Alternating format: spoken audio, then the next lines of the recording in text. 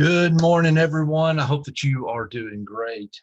This is Pastor Joseph just coming to you, and this is a little bit of a different video than I normally do. Normally, I'm sending videos out to your group leaders and talking to them about different things that we have going on and just ways to just help out in their groups, whatever way. But today, I want to talk to you as group members, and I want to just kind of share with you just some different ways for us just to think through about how can we be a committed group member, especially during this time. I know that sometimes we get caught up and sometimes we're just trying to even understand what does it look like for me to be a committed group member, right?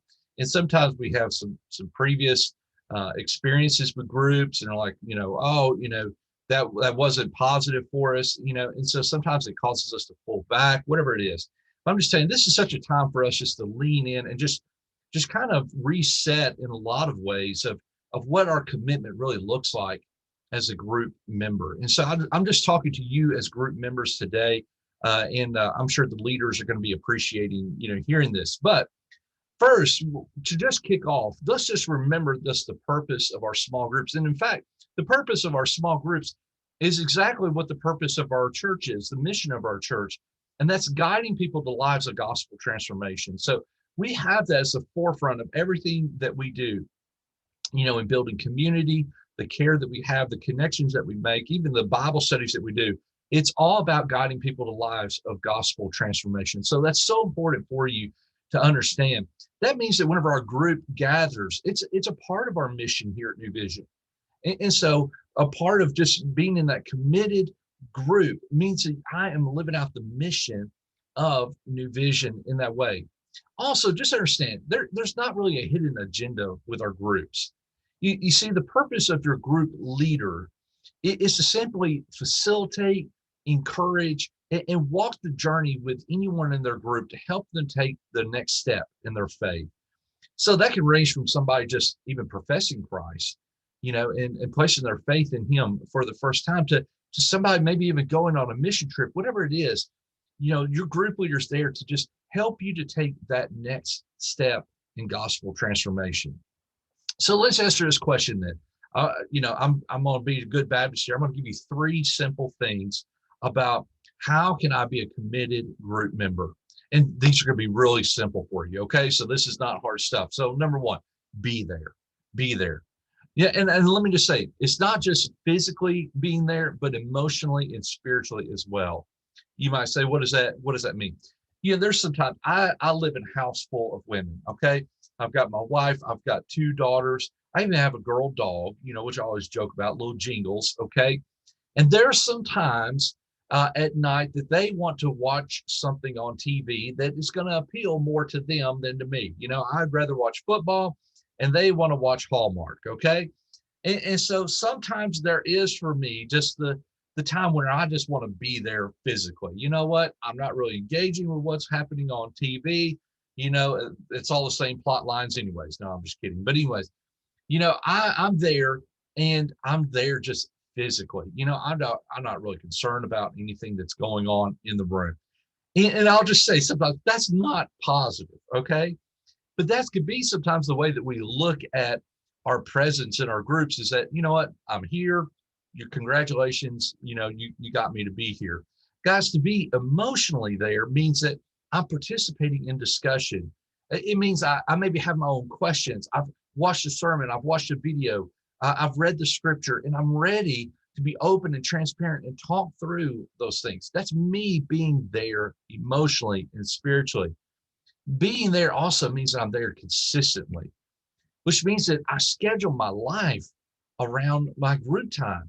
I know sometimes we can say, well, if anything else pops up, then that's what I need to do. That's what I'm going to do. And guys, I mean, just think about Sunday mornings.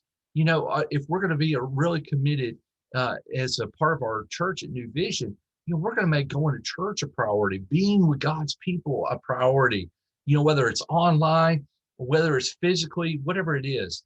The reality is that time, whenever you gather there consistently and letting people know, hey, this came up, it's an emergency. I know that I'm not able to be there.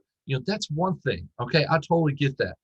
but I really want my life to be scheduled and centered around the time that I'm spending in community with other believers because it's valuable for us. So be there, be there. Number two, help out. We often, as staff, the place that we go to so often for help, whether it's serving opportunities or different things, different events that we have coming up in the churches, we go to our groups because groups are committed people and we want to help out in that. And so understand that that can be sometimes a load for your group leader to carry. And we don't mean for it to be a burden by any kind of means, but we're giving them different opportunities and we want them to bring those to you as a group. But the way that as well you could help out is also inside your group. And so sometimes our group leaders, what they're doing? They're putting together the place that they're going to meet. They're going to put together the snacks. They're putting together their childcare, whatever it is.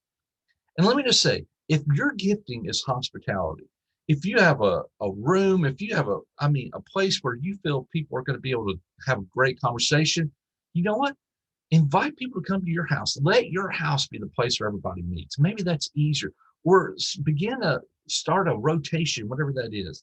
If your gifting is care, let you be the person that reaches out and does the prayer requests or sets up the meal trains. Don't let that be just the group leader. If your gifting is connections, right?